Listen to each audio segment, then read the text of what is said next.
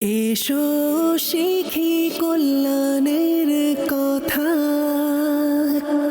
সবাইকে শেখা কল্যাণের কথা।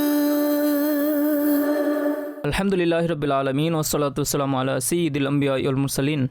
আম্মা বা'দ, ফাআউযু বিল্লাহি মিনাশ শাইতানির রাজিম। বিসমিল্লাহির রহমানির রহিম।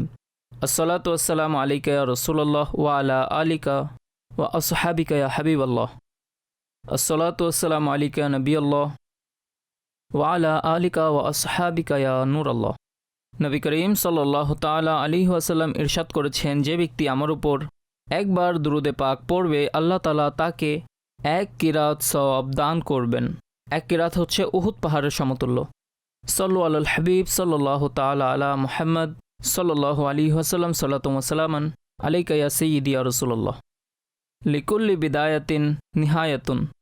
প্রত্যেক শুরুর একটি শেষ আছে। একটি সময় ছিল যখন আমাদের প্রোগ্রাম কল্যাণের কথা শুরু হয়েছিল, এবং আজ কিবলা নিগরান সূরার এই প্রোগ্রাম কল্যাণের কথা সমাপ্ত হতে চলেছে। আর আমাদের আজকের এই প্রোগ্রাম হচ্ছে, এভাবে বলা যায় যে, একেবারে সমাপনী টপিক। আল্লাহ তাবারক ওয়া তাআলা এটাকে স্বীয় দরবারে কবুল করুক।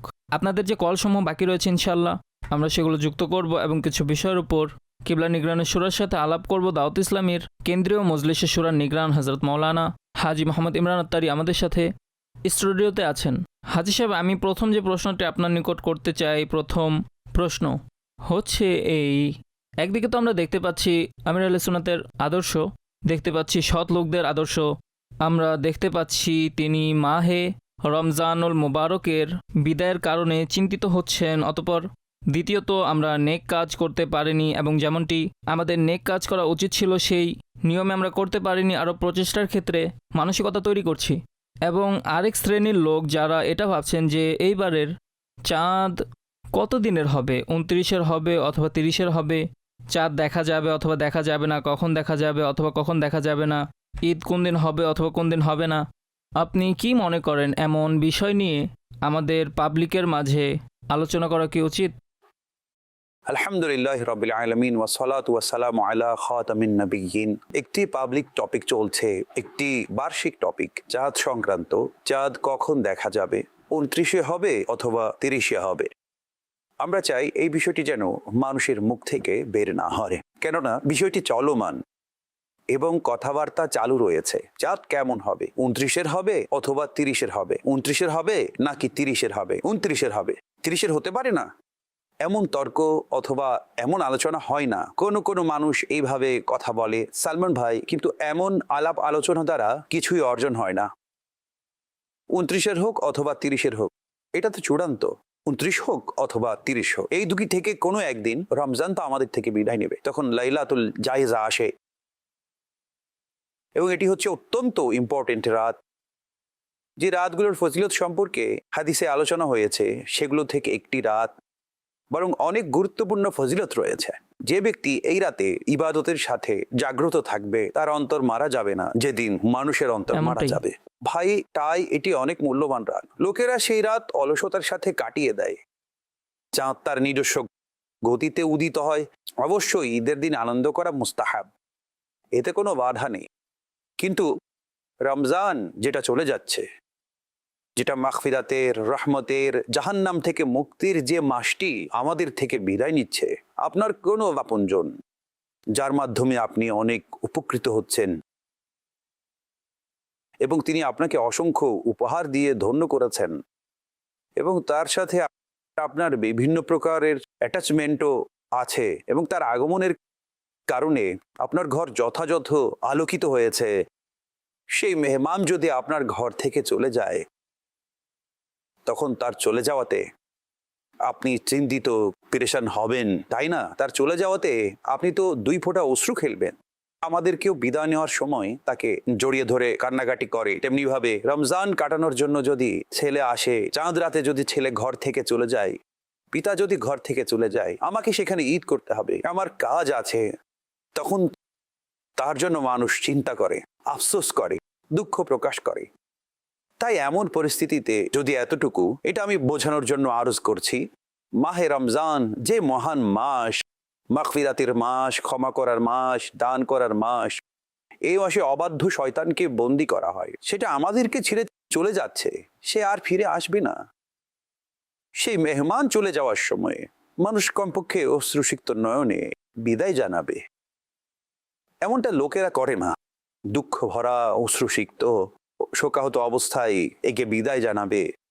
এবং সেই মেহমানের যতটুকু মূল্যায়ন করা আমাদের উচিত ছিল, অর্থাৎ এটা হচ্ছে এমন মেহমান যার সম্মানার্থে এই মাসে এত ইবাদত হয়, এত রিয়াজত হয়, সেই হিসেবে এইভাবে রোজা রাখা হয়, এইভাবে নামাজ পড়া হয়।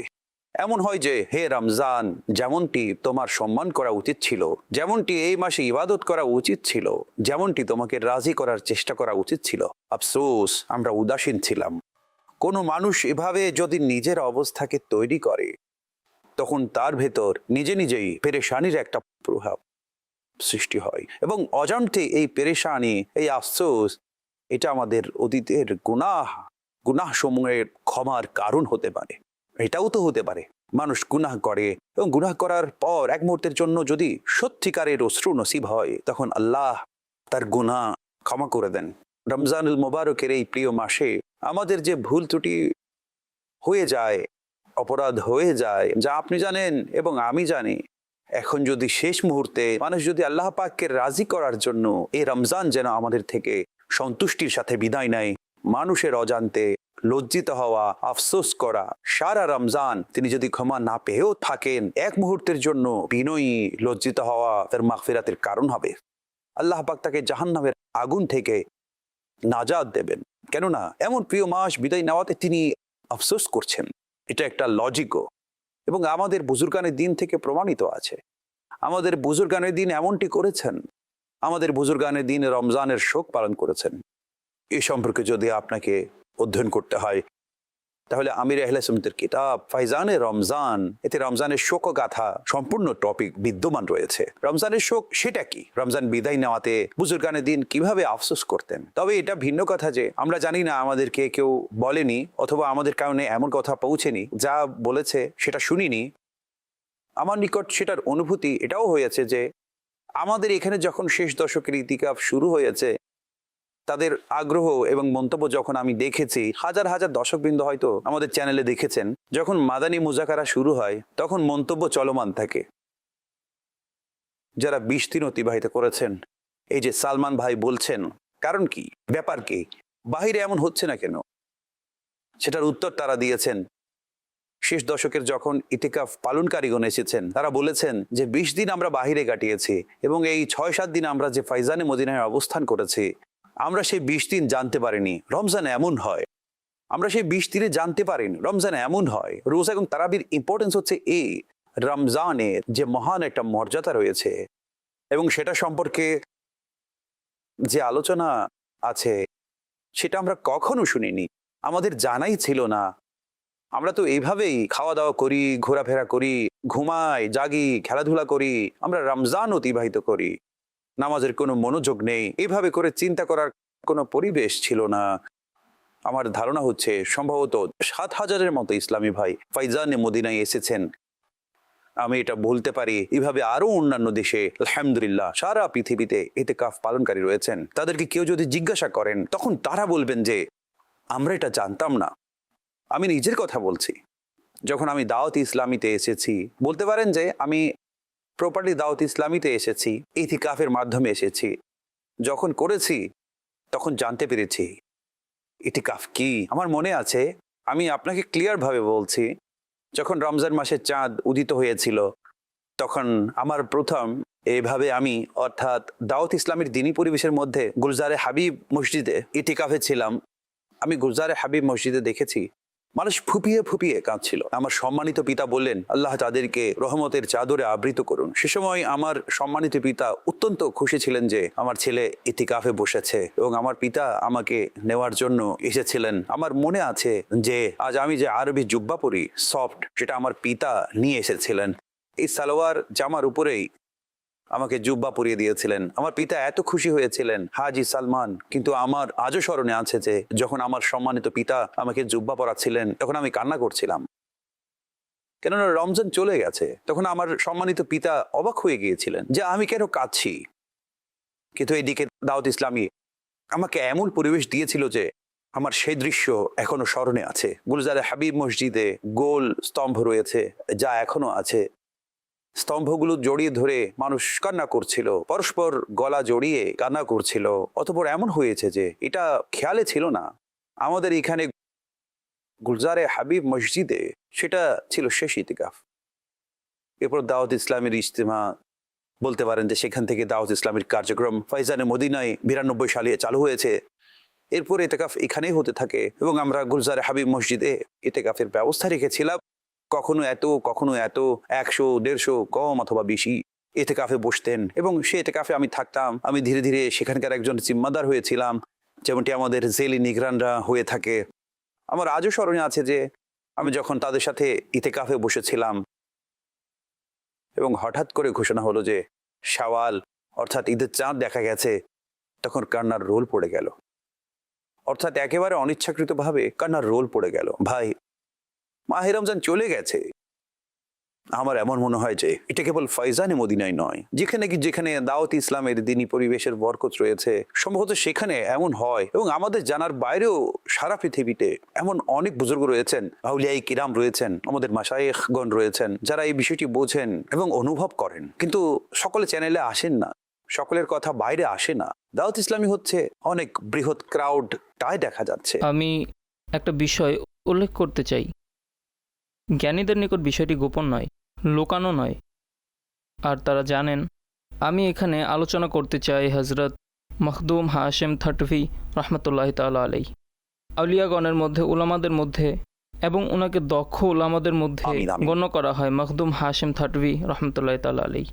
তারই তার বয়ানসমূহের মধ্যে আল বিদা রমজানের যে বয়ান রয়েছে হাজী সাহেব, অর্থাৎ সেটা সত্যিই বলে যে যারা সত্যিই আল্লাহ এবং তার রসুলকে ভালোবাসেন এবং যাদেরকে আল্লাহ করিম ইলমের নিয়ামত দান করেছেন এবং যাদের মধ্যে নেকির গুরুত্ব রয়েছে এবং যারা মাহে রমজানের ইম্পর্টেন্স বুঝেন, তাদের ব্যাপারটা কেমন হতে পারে। মূলত কথা হচ্ছে সেটাই, যখন কোনো কথা বলা হয় তখন সাধারণ মানুষের মনে হয় যে ভাই, এটা তো আমরা কখনো দেখিনি, শুনিনি। কোনো একটা বিষয় আমার এবং আপনার অবগত না হওয়া, সেই বিষয়টির অস্তিত্ব না থাকার কোনো দলিল নয়। এটা আজকে আবির্ভাব হয়েছে এমন নয়, হাজারো লক্ষ বিষয় এমন রয়েছে যেগুলো আমার এবং আপনার নলেজে নেই। এমন অসংখ্য হাদিস রয়েছে যেগুলো এখনো পর্যন্ত আপনি শোনেননি, দেখেননি এবং আমিও শুনিনি। দুজন ব্যক্তির মধ্যে এই বিষয় নিয়ে তর্ক হচ্ছিল। সেখানে এক বুজুর্গ ব্যক্তি বসা ছিলেন। তখন তিনি বললেন, ঠিক আছে, এটা হচ্ছে হাদিস, এই হাদিস কোত্থেকে এলো? আমি তো এমন হাদিস পড়িনি। তখন বুজুর্গ ব্যক্তি বললেন, আপনি কি সকল হাদিস পড়ে ফেলেছেন? অধিকাংশ হাদিস পড়েছি। বাবা, যে হাদিসগুলো পড়নি সম্ভবত সেখানেই থাকবে। এভাবে হাজার হাজার সংখ্যক হাদিস রয়েছে এবং হাদিসের এতগুলো কিতাব রয়েছে এবং এতজন বুজুর্গ নিজেদের অভিজ্ঞতা এবং তখনকার সংঘটিত হওয়া ঘটনাবলী লিখেছেন। তাদের কিতাবগুলো বিদ্যমান রয়েছে এবং কিতাবগুলোর অথেন্টিকেশন বিদ্যমান রয়েছে এবং সেই কিতাবগুলোকে অনেক মহান আকাবিরগণ, বুজুর্গানে দিন, আউলিয়া কেরাম কিতাবগুলোর রেফারেন্স দিয়ে আসছেন। যদি বর্তমানে কারো এমন কোনো বিষয় বুঝে না আসে, তাহলে আমার ধারণা হচ্ছে যে তাকে সেটা বুঝবার জন্য কোনো একজন জ্ঞানী মানুষের সাথে কনসাল্ট করা উচিত। এমন না হয় যেন তারা এমন দুর্লভ অনর্থক বুদ্ধিকে এমনভাবে বর্ণনা করা মানুষ এই রুহানিয়ত থেকে, এত উপকারী বিষয় থেকে ছিটকে পড়বে। আমাদের নলেজের মধ্যে এই বিষয়টি এসেছে, যেমনটি উনি সালমান ভাই বলেছেন, ওনাদের এমন ঘটনাবলী রয়েছে। এইভাবে আরো শত শত বছর আগেকার বুজুর্গদের ঘটনাবলী আমরা পড়েছি। ওনাদের এমন ঘটনাবলী রয়েছে, রমজান বিদায় নিয়ে 6 মাস পর্যন্ত ওনারা রমজানের শোক পালন করতেন এবং পরবর্তী 6 মাস পর্যন্ত রমজান আগমনের অপেক্ষায় থাকতেন। অর্থাৎ সারা বছর রমজানের কল্পনার মধ্যে তাদের সময় অতিবাহিত করতেন। এখন আমরা যেহেতু জানি না, তাই আমাদের না জানার কারণে আফসোস করা উচিত এবং সেই বিষয়গুলো আমাদেরকে বলা হচ্ছে। সে ব্যাপারে আমরা বলবো, মাশাআল্লাহ, ঠিক আছে, আজ একটা বিষয় জেনেছি। আমাদের বড় বড় ওলামায়ে কেরাম এমনই করেন। এক মুফতি সাহেব আমাকে বলেছেন যে যখনই আমাদের অধ্যয়নে এমন কোনো বিষয় আসে যা ফার্স্ট টাইম এসেছে, সে বিষয়ে আমাদের অজ্ঞতাকে দূর করে।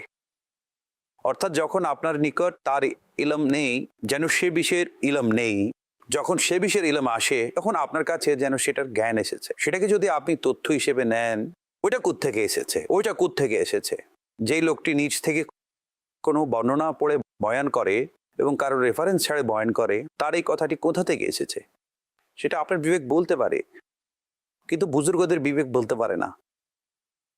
যারা ভালো মানুষ তারা বুজুর্গদের কথা সামনে রেখে আমাদেরকে বোঝান, দেখুন এটা বুজুর্গানে দিন বলেছেন, এটা আলা হযরত বলেছেন, এটা মুজাদ্দিদ আল ফিসানি রহমতুল্লাহ আলাইহি বলেছেন, এটা ইমামে আজম বলেছেন, এটা অমুকে বলেছেন। অর্থাৎ বুজুর্গদের রেফারেন্স দেওয়া হয়। এক কাজী সাহেবের নিকট এক মহিলা মামলা এসেছে।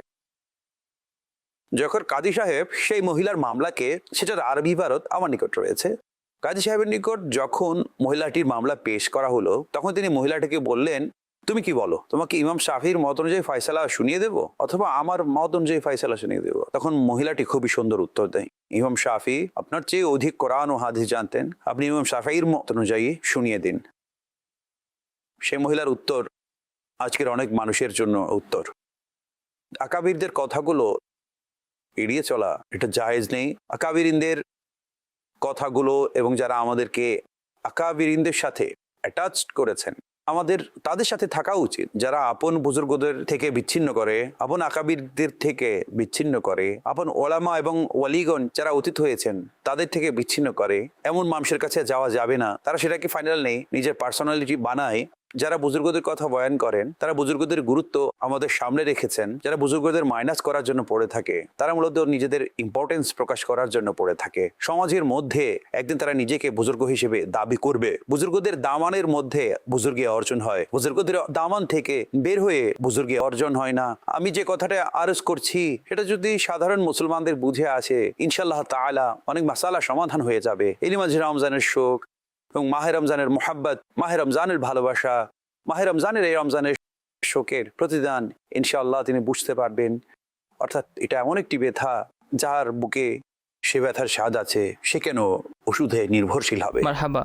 হাজী সাহেব, আমাদের অঞ্চলে এখানে বরং আরব অঞ্চলেও যদি আপনি দেখেন, আরব ভূখণ্ডে যদি দেখেন, ইয়ামেনে দেখেন, শামে দেখেন, সেখানে একটি রেট আছে, বড় বড় আলিমগণ রয়েছেন যাদের নাম রয়েছে, অনুসারীও রয়েছে। আলহামদুলিল্লাহ, এইসব জিনিস আল্লাহর রহমতে পাওয়া যায় এবং আল্লাহ পাক আমাদেরকে এই মুবারক মাসের বরকত দান করুক।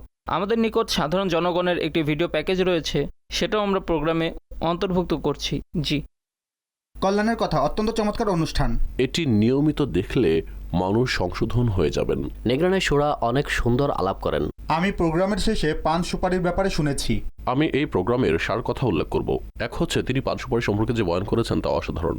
পান সুপারি এটা অনেক খারাপ জিনিস, সেটা খাওয়া উচিত নয়, সেটা ক্যান্সারের কারণ হয়। হাজী সাহেব যা থেকে নিষেধ করেছেন তা থেকে বেঁচে থাকা উচিত। মাহে রমজানের পর ইনশাআল্লাহ আমরা চেষ্টা করব এই জিনিসগুলো ধীরে ধীরে কমিয়ে একেবারে ছেড়ে দেয়া। সত্যি যে টপিক তিনি পেশ করেন, যদি এটা বলা হয় তাহলে ভুল হবে না, তিনি সেটার হক আদায় করেন। আমরা যেন ব্যক্তিগত জীবনেও সেটার উপর আমল করতে পারি। এক হচ্ছে তিনি ঘরোয়া সমস্যা নিয়ে বলেন, আমরা পরস্পর কিভাবে আচরণ করব, স্বামী স্ত্রী কিভাবে আচরণ করবেন। আত্মীয়তা বন্ধনের ব্যাপারে যদি নিগরানি শুরার আলোচনার উপর আমল করা হয় তাহলে আমাদের সমাজে আত্মীয়তা ভেঙে যাওয়ার যে প্রবণতা রয়েছে তা অনেকাংশে কমে যেতে পারে। এই বছর হাজী সাহেব যে কল্যাণের কথা বলছেন, দিনের কথা বলছেন, মাশাআল্লাহ খুব ভালো লেগেছে। অনেক মানুষ কেবল মাদানী চ্যানেল দেখে সঠিক পথে চলে এসেছেন। নিগরানি শুরার এ ধরনের যে অনুষ্ঠানগুলো হয় সেগুলো অনেক উপকারী। আলহামদুলিল্লাহ, সেগুলো তথ্যের উপর ভিত্তি করে তৈরি। আল্লাহ তার হায়াত দীর্ঘায়িত করুন, তিনি অনেক সুন্দর প্রোগ্রাম করেছেন। মাশাআল্লাহ। হাজী সাহেব, এ হচ্ছে যেগুলো রেকর্ড হয়েছে। এছাড়া আশিকানা রসুলের সাথে আমাদের সরাসরি সাক্ষাৎকার হয়েছে, সেখানে বয়স্কদের সাথে, এতে যুবকদের সাথে, সেখানে প্রাপ্তবয়স্কদের সাথে, সেখানে অনেক শ্রেণীর লোকদের সাথে বিভিন্ন ইজতিমায় আমার উপস্থিত চলমান রয়েছে। দাওয়াত ইসলামের এতেকাফ হচ্ছে, সেখানেও আলহামদুলিল্লাহ যাওয়ার সৌভাগ্য হয়েছে। লোকেরা যে প্রোগ্রামগুলো দেখেন সেগুলোর সুন্দর ফিডব্যাকও দিয়ে থাকেন, প্রশ্নও করে। সেই প্রশ্নগুলো আমি বলছি নিগরানি শুরার নিকট আরজ করব। এমন প্রশ্ন হয় যে আমি একবার গার্ডেন এলাকায় গিয়েছিলাম, সেখানে তারা আমাকে বলল, হাজী ইমরান সাহেব কখন খাবার খান?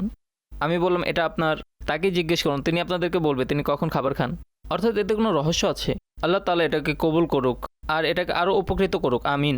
মানুষের জন্য খুবই পছন্দনীয় লক্ষণীয় বিষয় হচ্ছে এই, আল্লাহ তাআলা সবাইকে উত্তম প্রতিদান দান করুন। তারা আমাদেরকে সময় দিয়েছেন, বরং সকল দর্শক শ্রোতার শুকরিয়া আদায় করছি, আপনাদের সকলের শুকরিয়া আদায় করছি। আপনারা সবাই আমাদেরকে সময় দিচ্ছেন, মাদানী চ্যানেলে আপনারা নিজেদের সময় দিচ্ছেন। আমরা এটাই চাই, যেহেতু আপনারা আমাদেরকে সময় দিচ্ছেন এবং আমরা আপনাদের সামনে উত্তম থেকে উত্তম আলোচনা নিয়ে আসি, উত্তম থেকে উত্তম বিষয় নিয়ে আসি এবং এমন বিষয় নিয়ে আসি যেগুলো আপনাদেরকে কোনো ধরনের পরীক্ষার মধ্যে ফেলে না, বরং আপনাদেরকে জান্নাতের রাস্তা দেখায়। এবং এই কথাটি হচ্ছে সফলতার। আমাদের যে কোনো আমল সেই সময় সফল হবে যখন আল্লাহ পাক সেটা কবুল করবেন, এবং আল্লাহ পাক কবুল করেছেন কিনা সেটা আমরা মৃত্যুর পর জানতে পারবো। কিন্তু আমরা আল্লাহ পাকের শুকরিয়া আদায় করছি, আল্লাহ পাক আমাদেরকে এই ধরনের অনুষ্ঠান করার, প্রোগ্রাম করার এবং আপনার সাথে এতগুলো আলাপ করার আল্লাহ পাক সৌভাগ্য দান করেছেন। এবং এতে যা ভুল ত্রুটি হয়েছে আল্লাহ করিম সেটা আপন দয়া ও অনুগ্রহে আমাদেরকে ক্ষমা করুন, গুনাহসমূহ ক্ষমা করুন। একটি দোয়া আমি পড়ছিলাম, হে আল্লাহ, যে কাজগুলো আমি করেছি এবং যে কাজগুলো আমি করিনি সেগুলোর ক্ষতি থেকে আপনার নিকট পানাহ চাচ্ছি, আপনি পানাহ দান আমিন। করুন এবং নিজ অনুগ্রহে কবুল করুন এবং নিজ অনুগ্রহে প্রতিদান দান করুন। এবং যা ভালো কাজ তার রবের পক্ষ থেকে হয় এবং যা মন্দ কাজ তা আমাদের খারাপ নফস থেকে হয়। যা উত্তম হাযা মিন ফাদলি রব্বি, এসব কিছু সুবহানাল্লাহ। আমার রবের অনুগ্রহ, এবং এটাই হওয়া উচিত। আমাদের সবার এমন ভাবনা থাকা উচিত। আমি আরেকবার আপনাদের সবার শুকরিয়া আদায় করছি। যখন মানুষ প্রোগ্রামে কথা বলেন, আলাপ করেন, আলোচনা করেন, তখন ভুল ত্রুটি করে থাকেন। যিনি বেশি বলেন তার বেশি ভুল হওয়ার সম্ভাবনা থাকে। তাই হতে পারে কোনো কথা বলার মধ্যে, আলাপের মধ্যে উত্তর দেওয়াতে আল্লাহ না করুক যদি আপনার অন্তরে আঘাত পান বা আপনি যদি কষ্ট পান, তাহলে আমাকে ক্ষমার দৃষ্টিতে দেখবেন। আপনি ভাবছেন যে ভাই, আমি ভেবেছিলাম উনি সহানুভূতিশীল হবেন, পরের কয়েকদিনের মধ্যেই তিনি ব্যাখ্যা করতে শুরু করেন। মাঝে মাঝে এমন হয় যে যখন অন্য কিছু ঘটছে তখন আপনি অন্য কিছু আশা করেন, স্পষ্টতই তারপরেও এমনটি হয়ে যায় প্রোগ্রামের মধ্যে। যদি আপনার সাথে এমন কোনো আচরণ হয়ে থাকে তাহলে ক্ষমার দৃষ্টিতে দেখবেন এবং দোয়া করবেন, আল্লাহ পাক নিজ অনুগ্রহে বেহিসাব ক্ষমা করে এবং জাহান্নামের আগুন থেকে মুক্তি দিন। এবং এই দোয়া আল্লাহ পাক আপনাদের সবার জন্য কবুল আমিন করুন। আমিন। প্রোগ্রামে কল সময় যুক্ত করছি।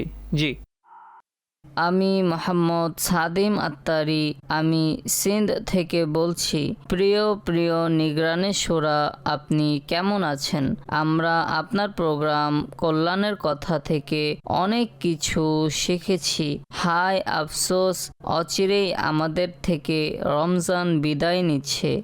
প্রিয় নিগরানে শোরা, আমরা রমজানের পরে রমজানের মতো কিভাবে ইবাদত করতে পারি? আশিকের হৃদয় ছারখার হয়ে যাচ্ছে। আলবিদা মাহে রমজান। জাযাকাল্লাহু খায়রা। দাওয়াত ইসলামী জিন্দাবাদ। আল্লাহ আল্লাহ। শিশুরাও বলছে আশিকের হৃদয় ছারখার হয়ে যাচ্ছে। রমজানের পর মাহে রমজানের মতো ফজিলত কোথায় পাবো? রমজান চলে যাওয়ার সাথে সাথে এর সব আলো এবং বরকত চলে যায়। এর যে বসন্ত তার রমজানের সাথে রয়েছে। কিন্তু নামাজের প্রতি যত্নবান হবেন। ভালো পরিবেশে থাকলে আল্লাহ যদি চান ইবাদতের তৌফিক নসিব হবে, পরিবেশ পরিবর্তন করে দেবে। রমজান পরিবেশকে বদলে দেয়। সাহারির পরিবেশ, ইফতারের পরিবেশ, মানুষ দৌড়ে দৌড়ে ঘরের দিকে যাচ্ছে। এই হচ্ছে রমজান, এটা চলে যাচ্ছে। এই বিষয়গুলো হৃদয়কে ব্যথিত করে। ইফতারের পরিবেশ কেমন ভাবে সাজানো হতো, সাহারির পরিবেশ খুবই আলোকিত হতো, সব সোনালী মুহূর্ত ছিল। আলবিদা আলবিদা মাহে রমজান। সাল্লু আলাল হাবিব সাল্লাল্লাহু তাআলা আলা হাজি মুহাম্মদ। সাহেব, এই হচ্ছে ছোট শিশুর কল। এই শিশুর কলের পিছনে যেভাবে মাদানী চ্যানেল দেখার একটা প্রভাব রয়েছে, মাশাআল্লাহ, অতঃপর এর পিতামাতার প্রভাবও রয়েছে। কখনো শিশুরা নিজ থেকে এত কিছু বলতে পারে আমি না, বলছি। নিজের পক্ষ থেকে এত প্রশ্ন করতে পারে না। সালমান ভাই, কিছু শিশু এমন রয়েছে যাদের কল মাদানী চ্যানেলে আসে, সেই কলগুলো তাদের মায়ের, তাদের বড় বোনের। জি আমাদের এখানে ইসলামী বোনদের আওয়াজ অন এয়ার করা হয় না। জি, এমনটাই। আমাদের এখানে ইসলামী বোনদেরকে অপরচুনিটি দেওয়া হয়েছে আপনাদের প্রশ্নাবলী। ইসলামী ভাইদের কিছু এমন প্রশ্ন রয়েছে যেগুলো ইসলামী ভাইদের প্রশ্ন নয়, হয়তো সেগুলো তাদের মায়ের অথবা তাদের স্ত্রীদের অথবা তাদের বোনদের অথবা ঘরে কোনো মহিলার প্রশ্ন তারা বলে থাকেন। আমাদের ইসলামী বোনদের জানিয়ে দেওয়া হয়েছে যে তারা যেন নিজেরা কল না করেন। আপনাদের কল করার কোনো সময় লাগবে না, একেবারে থেমে থাকবেন না। আলহামদুলিল্লাহ, কল করা সেটা আমাদের প্রোগ্রামের একটা অংশ। কল থেমে থাকে না, আলহামদুলিল্লাহ। আল্লাহ তাআলা শুকরিয়া, কল আসতেই থাকে। তারা নিজেরাই নিজেদের সন্তানদেরকে অথবা মুহরিমদেরকে বলে থাকে এটা বলুন, কিছু প্রশ্ন থাকে এবং কিছু উৎসাহ দিয়ে থাকে। মাশাআল্লাহ, আল্লাহ কবুল করুক। জি, আমিন, কল আমিন। নিচ্ছি। মোহাম্মদ দানিশ আত্তারি শারজা থেকে আরজ করছে, প্রিয় নিগরানে শোরার দরবারে আরজ হচ্ছে, যেভাবে মাশাল্লাহ আপনি টাইম দিচ্ছেন, সময় মতো এই প্রোগ্রাম আপনি করছেন, যদি এতে আপনি জয়েন্ট ফ্যামিলির ক্ষতিসমূহ এবং জয়েন্ট ফ্যামিলির উপকারসমূহ যদি এই ব্যাপারে আপনি কিছু বলেন, উদ্দেশ্য হচ্ছে এটাই, বিশ্বাস করুন আপনার মাধ্যমে বহু পরিবারের অনেকগুলো সমস্যার সমাধান হতে পারে। আলহামদুলিল্লাহ, বহু পক্ষপাতিত্ব, বহু মন্দ ধারণা কখনো জয়েন্ট ফ্যামিলিতে সৃষ্টি হয়। যদি মানুষ আলাদাভাবে থাকে তাহলে অনেক বিষয়ে মন ফ্রেশ থাকে। উৎসাহ প্রদানের জন্য আপনাকে অনেক শুক্রিয়া। মূলত জয়েন্ট ফ্যামিলির উপকারিতাও রয়েছে, সাইড ইফেক্টও রয়েছে। সব দিক বিবেচনা করে দুজন স্বামী স্ত্রী একাকী থাকেন, কোনো জয়েন্ট ফ্যামিলি নেই, ঝগড়া করেন, এইভাবে বহু ঘটনা আছে। উভয়ের কেমিস্ট্রি মিলে না। সেখানে যদি জয়েন্ট ফ্যামিলি থাকতো, বাড়ি কেউ বড় থাকলে তাদেরকে বুঝিয়ে মীমাংসা করে দিত। ঝগড়া করে এমন তো নয় যে তারা আলাদাভাবে থাকে, তাদের মধ্যে কখনো বিচ্ছেদ হয় না। কখনো এমন হয় যে তারা একসাথে আলাদাভাবে থাকে এবং কোনো কিছু হচ্ছে না। যদি জয়েন্ট ফ্যামিলি হয় তাহলে কখনো মায়ের প্রবলেম হয়, ভাবির প্রবলেম হয়, কখনো বোনের প্রবলেম হয়, এমনও হয়ে থাকে। আমি এটা আরজ করতে পারি যে হকসমূহ আদায় করা এটা হচ্ছে মেইন। আপনি আলাদাভাবে থাকুন অথবা একসাথে থাকুন, সবচেয়ে গুরুত্বপূর্ণ হচ্ছে হক আদায় করা। পরস্পর অনুভূতি, পরস্পরের আগ্রহকে বোঝা, মুখের ভাষার সঠিক ব্যবহার। অধিকাংশ ক্ষেত্রে আমাদের ঘরে যে ঝগড়াগুলো হয় সেগুলোর সম্পর্ক হচ্ছে আমাদের মুখ, আমাদের ভাষা। আর একটি কারণ হচ্ছে অধৈর্য হওয়া, মুখের ব্যবহার। এর পেছনে অধৈর্যের সম্পর্ক রয়েছে। কোনো কোনো সময় চগলখড়ির অভ্যাস থাকে, কোনো কোনো সময় গীবতের অভ্যাস থাকে, কোনো কোনো সময় বিষয়টি ফোনের মধ্যে চলে আসে। আমরা এসব বিষয় যতক্ষণ পর্যন্ত সংশোধন করব না, মূলত প্রবলেম কোনো কোনো সময় কেবল নেচার হিসেবে হয়। আমাদের নেচার যদি ঠিক হয়ে যায়, আমরা একসাথে থাকলে তবুও ঠিক, যদি আলাদাভাবে থাকি তবুও ঠিক। কেবল আল্লাহর ভয় থাকা, আল্লাহ পাকের সত্যিকারের ভয় নসিব হয়ে যাক, নসিব হোক। আমরা কোনো কর্ম দ্বারা, আমাদের কোনো কথা দ্বারা, আমাদের কোনো ব্যবহার দ্বারা আমাদের রব যেন অসন্তুষ্ট না হন, এবং আল্লাহকে সন্তুষ্ট করার আমলের দিকে যখন আমরা অগ্রসর হব, তখন ইনশাআল্লাহ তাআলা আমাদের এসব কিছু ঠিক হয়ে যাবে। এতে হক সমূহ অবশ্যই পড়ুন, পরস্পর হক সমূহ পড়ুন, তারপর ইনশাআল্লাহ মদিনা মদিনা হয়ে যাও। এক চুপ শত সুখ। মানুষ যেন চুপ থাকে। चुप रे संदा मोती मिलसन, सब्र करे त हीरे, पागला वांगो रोला पावे, ना मोती ना हीरे। জি, আমি নাফিসা আত্তারিয়া করাচি থেকে বলছি।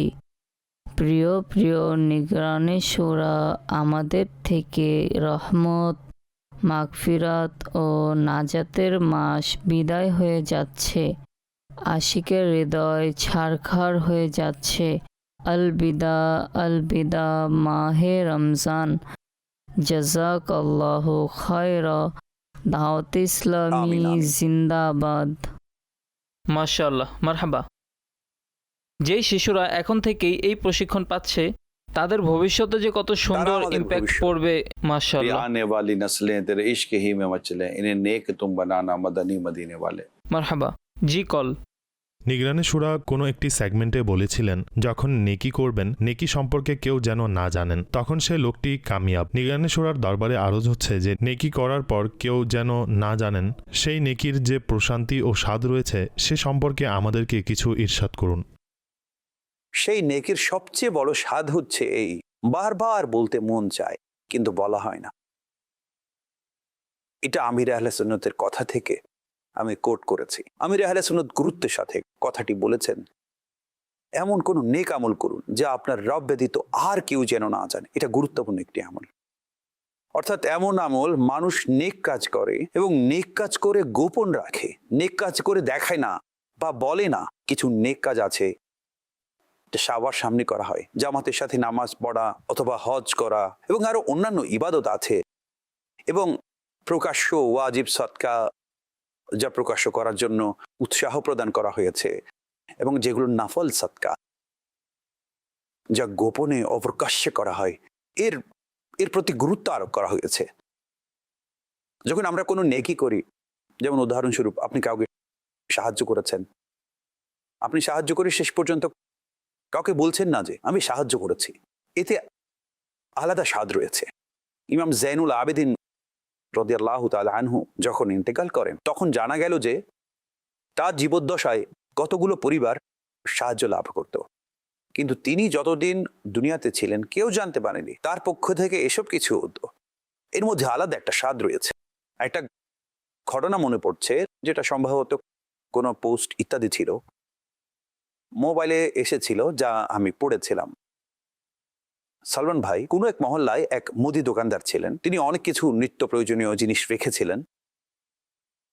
তিনি কোনো সময় কাউকে ডিসকাউন্ট দেন না। ইচ্ছে হলে নিন, না হলে চলে যান, ইচ্ছে হলে নিন, না হয় চলে যান। দোকান ভালোভাবে চলছে এবং ভালো উপার্জন হচ্ছে। লোকেরা বলে তিনি কেমন মানুষ জানে না, 1 টাকাও ছাড় দেয় না, গরিবদের উপর দয়া করে না। সে এলাকায় একজন খুচরা ব্যবসায়ী ছিল। তিনি কখনো 5 টাকা কমিয়ে দেন, কখনো 2 টাকা কমিয়ে দেন, কখনো 3 টাকা কমিয়ে দেন। সবাই বলে এই খুচরা ব্যবসায়ী, এ তার চেয়েও গরিব, অথচ সে ডিসকাউন্ট দিচ্ছে। ভাই, ওই লোকটি একেবারে ডিসকাউন্ট দেয় না, সে কেমন লোক? সালমান ভাই, একদিন লোকটার ইন্তেকাল হলো, দোকান বন্ধ হলো। লোকেরা আফসোস করলো না, লোকটা আমাদের কোনো সাহায্য করেনি। যেদিন তার ইন্তেকাল হলো সেদিন ওই খুচরা ব্যবসায়ী ডিসকাউন্ট দেওয়া বন্ধ করে দিল। লোকেরা বলল, ভাই আপনার কি হয়েছে? উনি চলে যাওয়ার পর আপনি আমাদেরকে ডিসকাউন্ট দেওয়া বন্ধ করে দিলেন। তিনি বলেন, আপনাদের কি মনে হয় এই ডিসকাউন্ট আমি দেইনি, এই ডিসকাউন্ট তিনি আমাকে দিতেন। তিনি বলতেন যে তোমার কাছে কোনো গরিব অসহায় গ্রাহক আসলে তাদেরকে ডিসকাউন্ট দেবে, আমার পক্ষ থেকে তোমাকে ডিসকাউন্ট দেব। তিনি নিজে কখনো প্রকাশ করেননি, কিন্তু তিনি মানুষের মাধ্যমে মানুষকে সাহায্য করেছেন এবং নিজের নাম প্রকাশ করেননি। তিনি এত বড় মানের মানুষ। তিনি বিবাহ করিয়েছেন, কেউ জানতে পারেনি। তিনি ঘর তৈরি করে দিয়েছেন, কেউ জানতে পারেনি। তিনি দান সদকা করেছেন, কেউ জানতে পারেনি। তিনি যে প্রতি মাসে অথবা প্রত্যেক সপ্তাহে মসজিদের ইমাম সাহেবকে নিজের হাতে কিছু না কিছু সাহায্য করেছেন, কেউ বুঝতে পারেনি। সৈয়দ সাহেবের খিদমাতে হাজির হয়ে তাদেরকে কিছু হাদিয়া দিয়েছেন, কেউ জানতে পারেনি। বরং তিনি যে করছেন তা সৈয়দ সাহেবও বুঝতে পারেননি। তিনি অন্য কারো মাধ্যমে করিয়েছেন। আমির আহলে সুন্নাত বলেন, মানুষ প্রথমে অন্ধ ব্যক্তিকে সাহায্য করত, কেননা অন্ধ লোক কাউকে চিনবে না।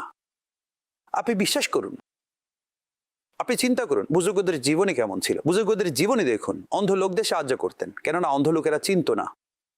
আমরা প্রশংসার জন্য করি। আমরা যদি নিজেদেরকে এইভাবে গড়ি, যদি কোথাও শয়তান আক্রমণ করে বসে, সম্মানের আকাঙ্ক্ষা, প্রশংসা পাওয়ার আশা, বাহুবা পাওয়ার আশা, সুযোগ পাওয়ার আশা, সহজতার আকাঙ্ক্ষা, সম্মানের আকাঙ্ক্ষা ইত্যাদির আশা, আমির আহলে সুন্নাত আমাদেরকে এইভাবে প্রশিক্ষণ দিয়েছেন যে বুজুর্গদের শিক্ষা এবং আদর্শ এটাই বলে যে কাউকে কিছু দান করে এটাও বলবে না যে আমার জন্য দোয়া করবেন। আপনি দান করার পর যদি বলেন দোয়া করুন, এই দোয়া যেন দানের বিনিময় না হয়ে যায়। এভাবে ইখলাস সৃষ্টি করুন নিজের নেকির মধ্যে, নিজের তাকওয়ার মধ্যে, নিজের ইবাদতের মধ্যে। এবং কোনো কোনো সময় আমির আহলে সুন্নাত বলেন, এমন বুজুর্গ দুনিয়া থেকে চলে গেছেন যারা ঘরের দরজার মধ্যে জিনিস রেখে চলে যেতেন, এমন লোকদের মাধ্যমে সাহায্য করতেন যেন বুঝতে না পারে কোনো মানুষ এসে সাহায্য করে চলে গেছে। অর্থাৎ তাদের জীবন অতিবাহিত হয়েছে, কেউ বুঝতে পারেনি তারা কত মানুষের উপকার করেছে, কতজন মানুষকে সাহায্য করেছে। এবং এ ব্যাপারে তো আমরা বলে থাকি ডান হাতে দান করুন যেন বাম হাত জানতে না পারে। আমি ঠিক বলছি, হয়তো বাম হাত জানতে পারেনি, কিন্তু বাম হাত ব্যতীত সারা এলাকার লোকেরা জানতে পারে, সোশ্যাল মিডিয়ার মাধ্যমে সারা দুনিয়ার মানুষ জানতে পারে। আমরা তো এইভাবেই নেকি গোপন করার আদর্শ ধারণ করি না, এমন স্বভাব খুবই কম।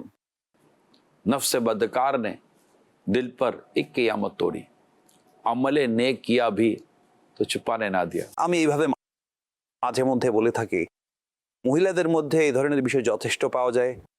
যখন ফোনে বলেন কি করছেন, এখন ইয়াসিন শরীফ পড়ছি, এইমাত্র সূরা কাহাফ শেষ করেছি, এখন ফোনটা রাখুন, আমার 200 বার দূরছড়ি পড়া বাকি ছিল, সেগুলো বাকি রয়ে গেছে। আচ্ছা হাজি সাহেব, মহিলারা কতগুলো ওজিফা পড়েন, কতগুলো কোরআন খতম দেন, এটাও একটা কথা। তারা পড়েন, তা অস্বীকার করা যাবে না, পড়েন, কিন্তু রক্ষা করুন। মারহাবা। নেকি গোপন করা, নেকিগুলো রক্ষা করা, নেকি সমূহ সংরক্ষণ করা খুব প্রয়োজন। যেভাবে আমরা সম্পদের হেফাজত করি এবং যেভাবে টাকা সংরক্ষণ করি যেন টাকা নষ্ট না হয়, এর চেয়েও বেশি প্রয়োজন নেকি গোপন করা, নেকি সংরক্ষণ করা। অন্যথায় এটা লৌকিকতার নামে হয়ে যায়, এটা লৌকিকতা হয়ে যায়। ইবাদতের মধ্যে লৌকিকতা আসে, মানুষকে দেখানোর জন্য, প্রশংসা বাহবা পাওয়ার জন্য, অথবা সম্পদ পাওয়ার জন্য মানুষ এভাবে ইবাদত করে, অথবা কাউকে দেখানোর জন্য ইবাদত করে, অথবা নিজের প্রশংসা শোনার জন্য ইবাদত করে। আপনি এটা দেখুন যে আপনাকে কেউ সম্পূর্ণ লিখে পাঠিয়েছে, আমি আপনার থেকে এটা আশা করিনি যে আপনি এটা ভুল করেছেন, আপনি সত্যিই ভুল করেছেন। আপনি এমন লেখাটি কারো কাছে পাঠাবেন কি? দেখুন উনি এভাবে লিখে পাঠিয়েছে, আপনি সেটা ডিলিট করে দেবেন, সেটা দেখানো যাবে না, আমার দুর্নাম হবে।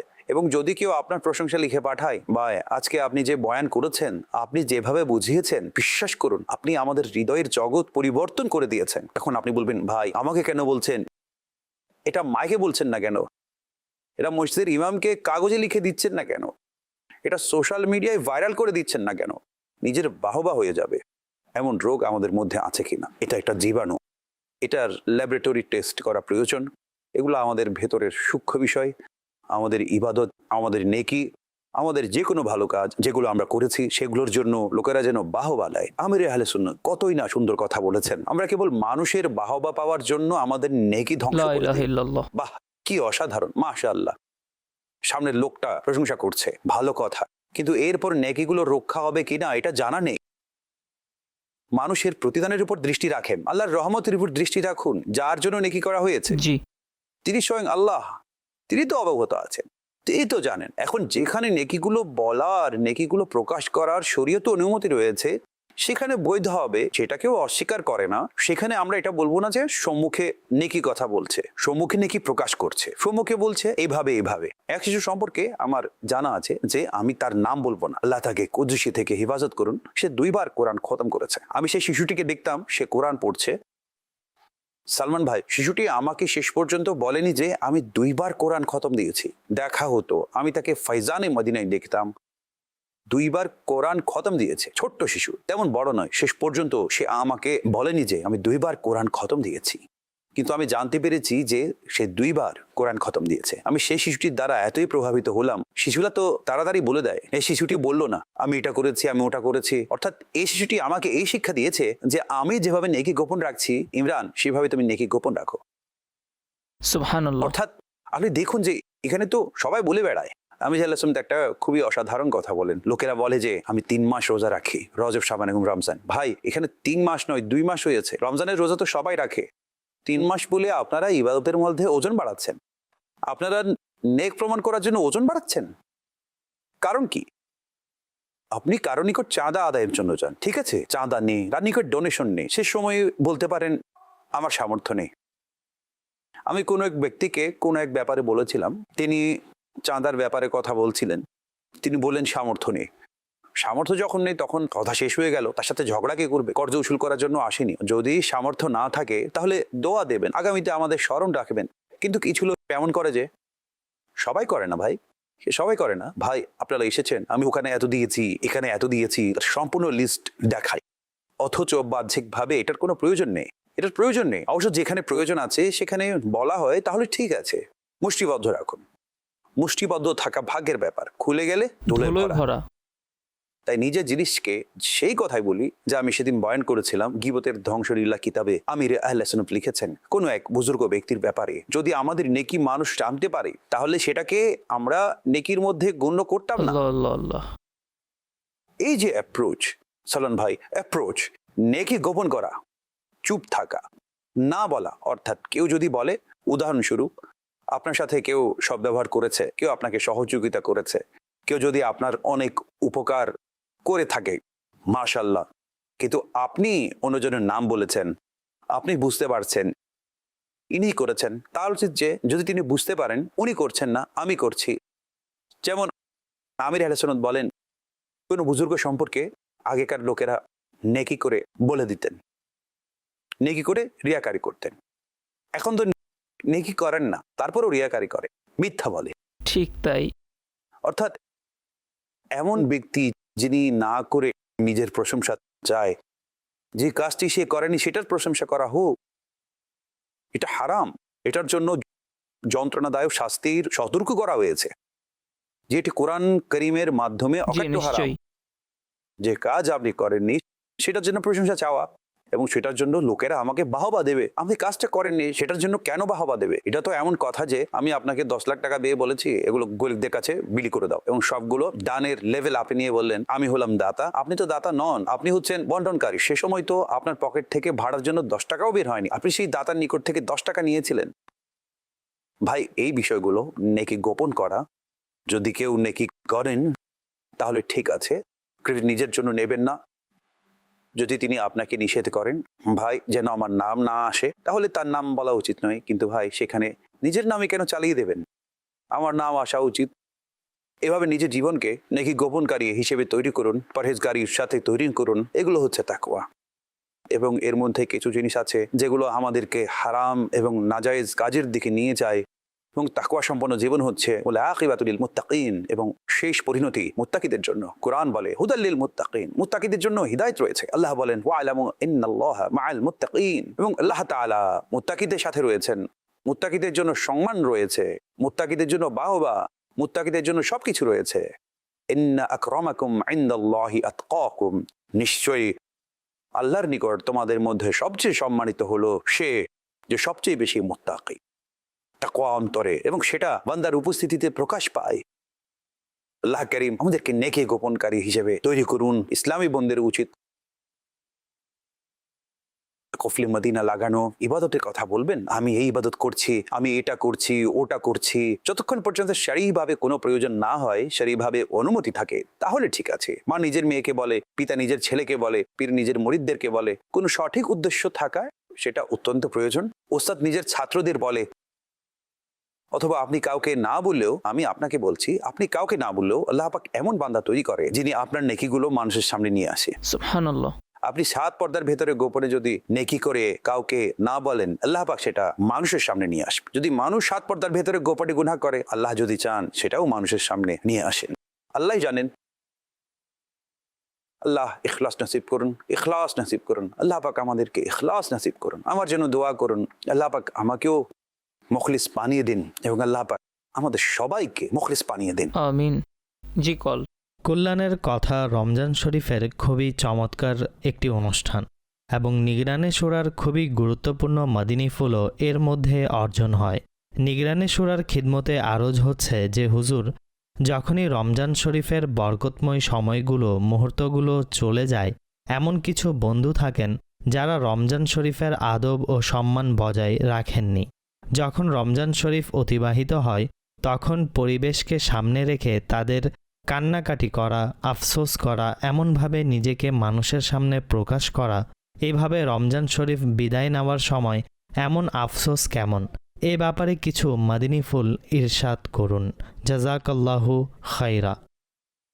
আমরা এটা বলতে পারি না যে ওনারা দেখানোর জন্য করছেন, জানি না, হয়তো ওনাদের অনেক বেশি আফসোস হচ্ছে, অনেক বেশি আফসোস হচ্ছে, অনেক বেশি আফসোস হচ্ছে। জানি না ওনাদের সামান্য মুহূর্ত লজ্জিত হওয়া, সামান্য মুহূর্ত কান্নাকাটি মাগফিরাতের কারণ হয়ে যাবে। দেখুন, কোনো সময় আপনি কাউকে আল্লাহর দরবারে কান্নাকাটি করতে দেখলে, দোয়ার মধ্যে এইভাবে কান্নাকাটি করতে দেখলে, কখনো তার ব্যাপারে খারাপ ধারণা করবেন না। কান্নাকাটি করার কি উপকার আছে? ভাই, কেন উপকার থাকবে না? আপনি কে সেটার উপকার এবং ক্ষতির ফয়সালাকারী? জানি না, তার সামান্য মুহূর্তের কান্নাকাটি, এই সামান্য মুহূর্তের বিনয় তার অতীতের সকল গুনাহ এবং ভুল ত্রুটি ক্ষমার উসিলা হয়ে যাবে। জানি না সামান্য মুহূর্তের কোন নেক বান্দাদের দরবারে আসা, নেক বান্দাদের সংস্পর্শে বসা, এটা তার জন্য অনেক বড় মাগফিরাতের কারণ হয়ে যাবে। একজন ইবাদতকারী বান্দা ছিলেন, তার পাশ দিয়ে এক গুনাহগার যাচ্ছিল। গুনাহগার ব্যক্তি দেখলো যে সেই ইবাদতকারী বান্দার উপর মেঘ ছায়া দিচ্ছে, উনি কত যে মর্যাদাবান ব্যক্তি। সে ভাবলো, আমি গুনাহগার, তার পাশে গিয়ে সামান্য মুহূর্তে বসি, জানি না হয়তো তার নেকি আমার কোনো উপকারে আসবে। সে গিয়ে বসে পড়ল। নেককার ব্যক্তি দেখা মাত্র বললেন, তুমি গুনাহগার, পাপী, অযত লোক, আমার কাছে বসেছো, এখান থেকে সরে যাও। তোমার অপকর্মের কারণে আমার সকল হিসাব কিতাব যেন এদিক সেদিক হয়ে না যায়। তাকে সেখান থেকে তাড়িয়ে দিলেন। আল্লাহ পাক তখনকার সময়ের নবীর নিকট ওয়াহী প্রেরণ করলেন। যে লোকটি গুনাহগার ছিল সে যখন চলে গেল, মেঘের টুকরোটি সেই গুনাহগারের সাথে চলে গেল। আল্লাহ পাক তখনকার সময়ের নবীর নিকট ওহী প্রেরণ করেন, এই দুজনের নিকট আমার বার্তা পৌঁছে দাও, সেই নেককার লোককে বলো তোমার ইবাদত আবার শুরু করো, তোমার সকল নেকি তোমার অহংকারের কারণে ধ্বংস করে দেওয়া হয়েছে, এবং ওই লোকটিকে বলো তোমার মুহূর্তের জন্য বিনয়ের কারণে তোমার সকল গুনাহ ক্ষমা করে দেওয়া হয়েছে। উভয়ের জীবন যেন শুরু থেকে আরম্ভ করে। আমাদের কিছুই জানা নেই হুজুর, আমরা কিছুই জানি না। কোনো ব্যক্তির মুহূর্তের জন্য বিনয়, নিজেকে গুনাহগার মনে করা, অথবা আমি যা কিছু করেছি সব বরবাদ হয়ে গেছে, ধ্বংস হয়ে গেছে, হায় আফসোস আমার কি হবে। এক ব্যক্তি জাওয়াজের আনিক তেরাফিল কাবায়ের এই কিতাবে বর্ণিত আছে, এক ব্যক্তির গুনাহ হয়ে গেছে, গুনাহ হওয়ার পর এদিক সেদিক দৌড়াদৌড়ি করতে লাগলো, আমার দ্বারা গুনাহ হয়েছে, আমার দ্বারা গুনাহ হয়েছে, এতটা আফসোস করতে লাগলো, কান্নাকাটি করতে লাগলো। আল্লাহ পাকের নিকট তার লজ্জিত হওয়া এতটাই পছন্দ হয়েছে যে আল্লাহ পাক তার গুনাহ ক্ষমা করে দিয়েছেন এবং তাকে সিদ্দিকিনদের অন্তর্ভুক্ত করেছেন। সুবহানাল্লাহ। অতএব বরং আমাদের নিজেকে দেখতে হবে আমি কি। যদি এভাবে কেউ করেন আল্লাহ পাক তাকে আরো বরকত দান করুন। কারো অন্তরের ফয়সালা দেওয়া আমাদের উচিত নয়। রিয়াকারী সম্পর্ক, লৌকিকতার সম্পর্ক, নিজেকে প্রকাশ করার সম্পর্ক একেবারে নিজের অন্তরের সাথে, হৃদয়ের সাথে, এবং অন্তরকে কে দেখতে পায় এটা রবের ব্যাপার, আল্লাহ এবং বান্দার ব্যাপার।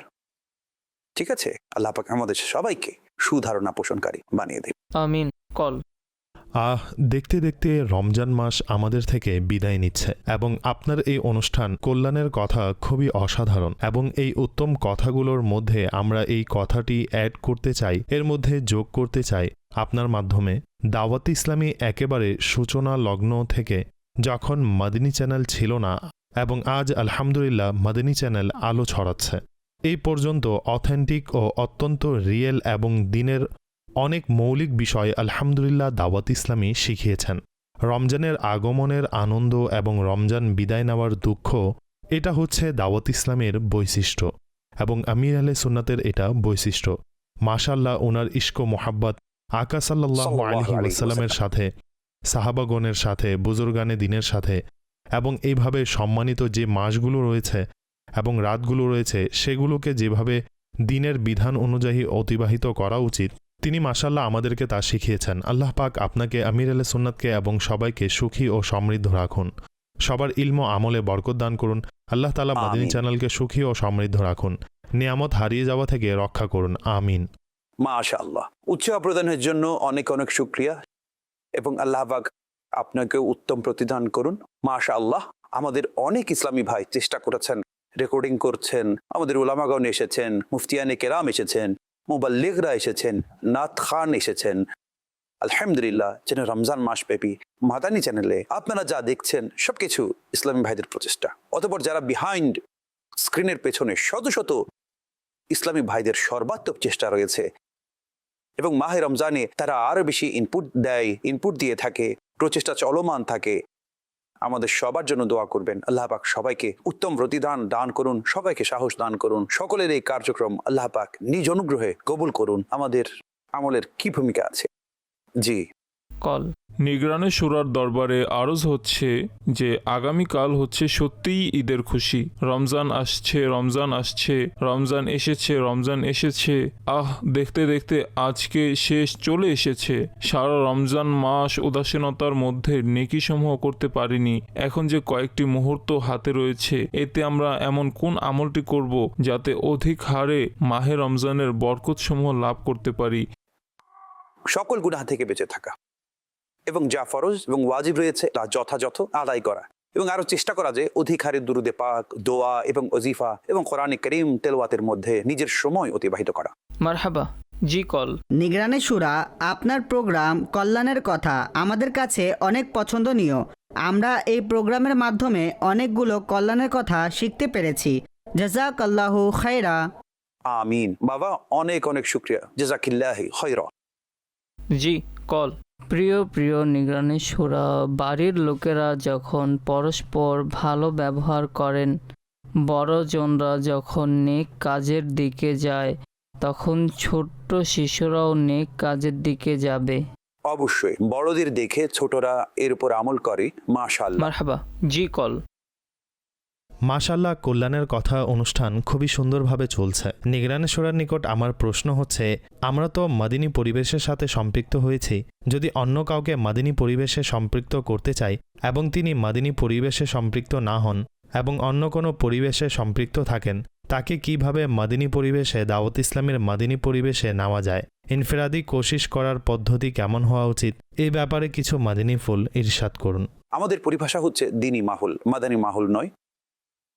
যদি আপনি কাউকে এদিকে আনতে চান তাহলে উত্তম পদ্ধতিতে তাকে সালাম দিন, তার সাথে উত্তমভাবে মিলিত হন, মুচকি হেসে সাক্ষাৎ করুন, তাকে নামাজের দাওয়াত দিন, তাকে মসজিদের দিকে নিয়ে আসুন। যদি তিনি নামাজের দিকে আসেন অথবা তাকে ধীরে ধীরে দাওয়াত ইসলামের সাপ্তাহিক ইজতেমায় নিয়ে আসুন, নিজ নিজ এলাকার মাদ্রাসাতুল মদিনা বালেগানের দিকে নিয়ে আসুন, যাতে তারা বিশুদ্ধভাবে কোরআন পড়তে পারে। ইনশাআল্লাহ তাআলা যখন তাদেরকে নেকি এবং ইবাদতের দিকে আনবেন তখন তারা নিজেরাই আপনার দিকে। দাওয়াত ইসলামের দিনী কাজ হচ্ছে এটাই, যা আমি আপনাদেরকে আরজ করেছি। মানুষ নামাজি হয়, নেকির দাওয়াত প্রদানকারী হয়, নেকির দাওয়াত প্রদানে আপনার সহযোগী হয়। দাওয়াত ইসলামী হচ্ছে ইসলামের দাওয়াত প্রদানকারী। এটা একটা আন্তর্জাতিক সংগঠন। আল্লাহ করিম আমাদের সবাইকে দাওয়াত ইসলামের সাথে স্থায়ীভাবে সঙ্গ দেওয়ার তৌফিক দান করুন। আরেকবার আপনাদেরকে অনেক অনেক শুকরিয়া, দোয়া করবেন আল্লাহ করিম আজকে রাতের বরকত দান করুন এবং সামনের মুহূর্তগুলোকেও আল্লাহ করিম আমাদেরকে ইবাদতের মধ্যে কাটানোর তৌফিক দান করুন। যতক্ষণ পর্যন্ত জীবিত থাকবো, হে আল্লাহ আমাদের প্রতিটি নিঃশ্বাস ইবাদতের মধ্যে মশগুল রাখুন এবং আমাদের দ্বারা যেন আল্লাহর নাফরমানি না হয়, তার হাবিবের নাফরমানি না হয়, এবং আল্লাহ পাক আমাদের সবার পরিবারকে স্বাচ্ছন্দ্যে রাখুন। আপনাদের অসুস্থতা, পেরেশানি, দুঃখ বেদনা আল্লাহ পাক আপন অনুগ্রহে দূর করে দিন। সাল্লু আলাল হাবিব সাল্লাল্লাহু তাআলা আলা মুহাম্মদ। এসো শিখি কল্যাণের কথা, সবাইকে শেখা